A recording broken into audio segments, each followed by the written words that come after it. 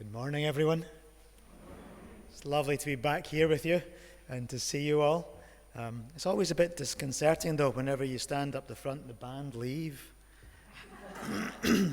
I did wash this morning, folks. Good morning to everyone who's back home, who's watching and going to be part of us there. I want to start off after that beautiful reading and that really disquieting reading. I want to start off with something else.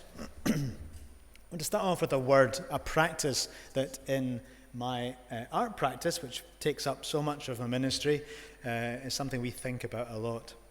I want to start off with the word framing. Most of us think of framing as something like that. You know, you get a frame around something. If you're a photographer, what you're doing when you're framing is reducing a massive scene down to something you've seen. And you're excluding everything round about it because you want to really focus on that. So when you've got your phone up and you're trying to take a photograph and you see this wonderful view of the world and you think, I can't get that in. You're framing as you try and bring it in. And as you ping out and you zoom in, you're framing closer. But in the art practice that Heidi and I have is that we make what's known as site-specific installations in particular places. So when we came to put the installation in here, Do Not Be Afraid, strung across the balcony to the wall, we had an idea for an installation and we spent months looking for the frame for it. Until David and Ruth both suggested, why don't you do it here? It's a brilliant frame from it for what you're talking about. In the moment we have a piece in Glasgow University Chapel, a reflection on Ecclesiastes chapter 3. There's a time and a season for every activity under heaven. We were asked to put it in during COVID last November, and here we are, a year on, finally it's installed. And the University Chapel, I don't know if you know it, and if you have a chance to visit it and you don't know it, please do. It's the most astonishingly powerful building. It was a war memorial chapel built in the 1920s in response to the hundreds of former students who died in the trenches during the First World War. It's a really imposing, powerful building. And to make anything in there, you have to think about the building as the frame. So the frame existed before the art piece. And we had to make something in the context of the frame. We're going to do another piece in November in Glasgow Cathedral to do with the whole world coming to Glasgow. And the frame of the piece is COP26. And the frame of the piece is Glasgow Cathedral, which seems a massive frame to make a very small 2-week art piece. The frame determines the piece, not the other way around. That's the way we work. In our lives, in our thinking, we all have a frame. We have a frame which we apply to everything we do. Sometimes we know what it is, and sometimes we don't. And sometimes we only discover by thinking and talking about it. When the group meets next Sunday, Alan, after the service, you'll be thinking about Langside Church against the frame of what's happening in the churches in Scotland, in Glasgow Presbytery and the whole of the Church of Scotland. Frame. That's the idea for today. How do you frame your thinking about who you are and the things that happen to you and the things we do in our lives? Psalm 19 has the biggest frame possible. The heavens declare the glory of God. It's as big as it gets. They're not like Jeff Bezos. They can't go up into the stratosphere and say, oh, the world looks so fragile, here's £1 billion. They don't say that. Instead, they say, the heaven declares the glory of God. They're framing their lives against the whole of creation. And the purpose of creation is to declare God's glory. I'm always wondering who it's going to declare God's glory to. Night talks to night, the text tells us. But we all know that the sky and the stars come out, whether we notice or not. Some astronomer has figured out that the note of the universe, a black hole somewhere in the deepest space, is B flat. Can we have a B flat, please? Any chance for a B flat? B flat? There you go. You've heard the whole universe. If you can do 57 octaves below middle C, that would be great. But that's a long piano, isn't it? But it doesn't really help us to know that, the details of the universe. But what helps us is to know the whole of creation is in a conversation with God.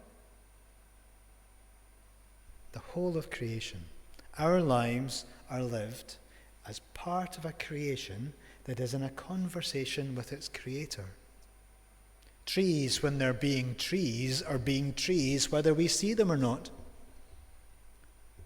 But they're being fully themselves before their creator. When birds sing, they sing to each other and they sing to God. If we wake up at dawn, we are eavesdropping on the conversation. Because they are being fully themselves before God, with God. The Creator pours life into them, and they pour life back to God. The Creator pours love into them, and they express their bird-like love back to God. And we are part of the same creation.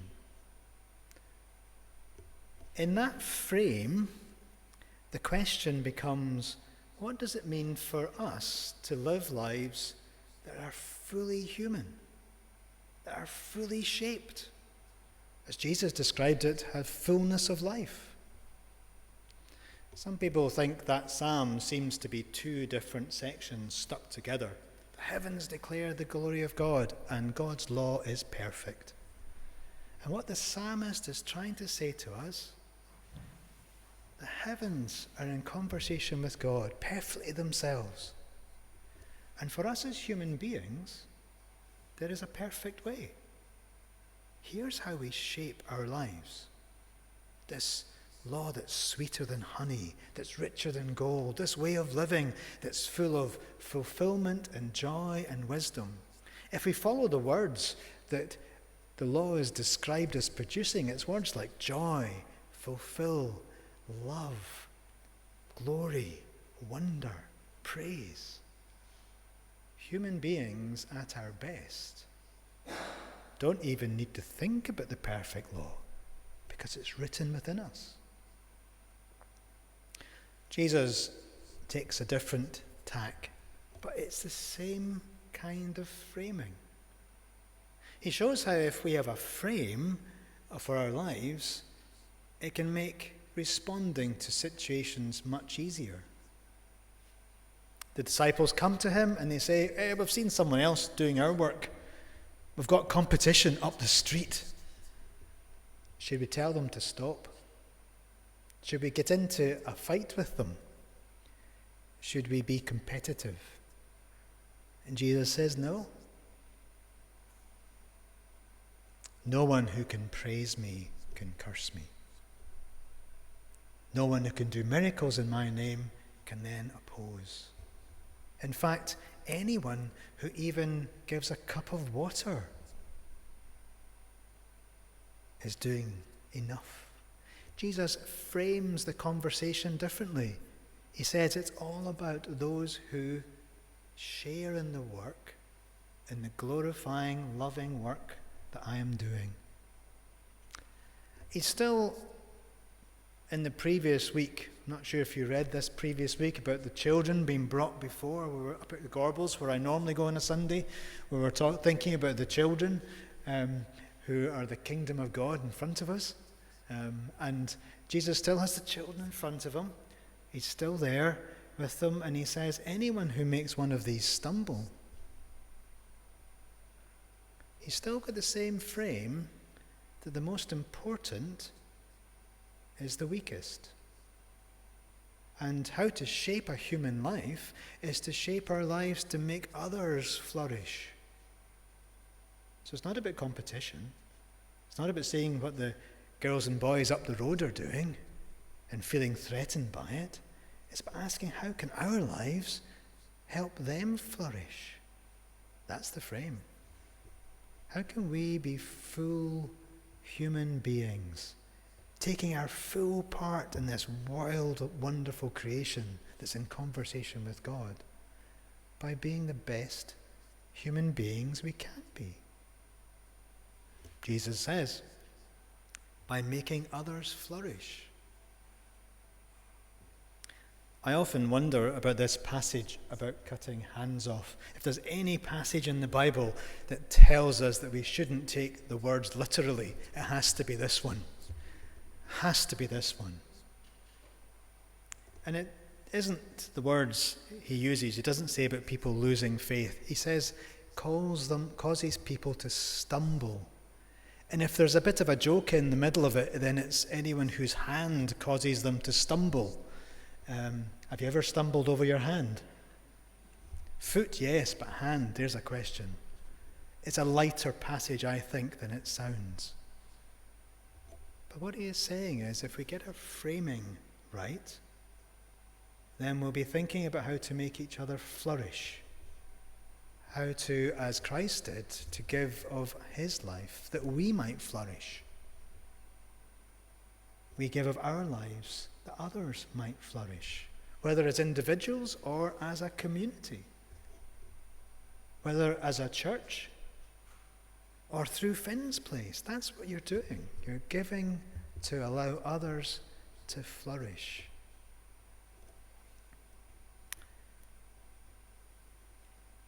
Can't avoid thinking about COP26.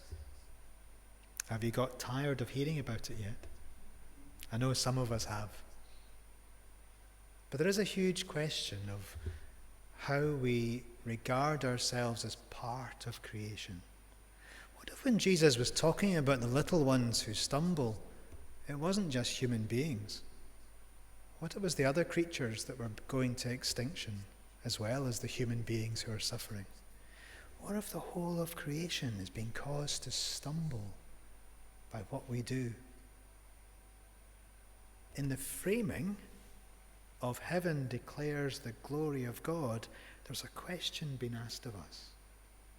How do we see ourselves as part of the whole of creation?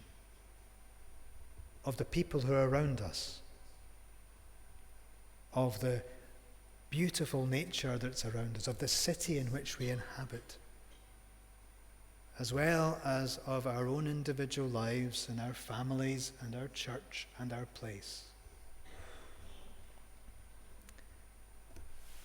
Where do you make the frame edge? Both Jesus and Psalm 19 ask us to make that frame so wide that it takes in not just ourselves, not just our community, but those beyond, the creation around us, and in Jesus' thinking, the whole of eternity. There's our frame. The heavens declare the glory of God. Simply asks us, what is it our lives declare, even when we don't speak? What is it our hands and our feet and our mouths say? Without even using words, when we encounter one another and we encounter creation. There's the frame. That's the question. What we do every day of our lives is the answer. Today and every day.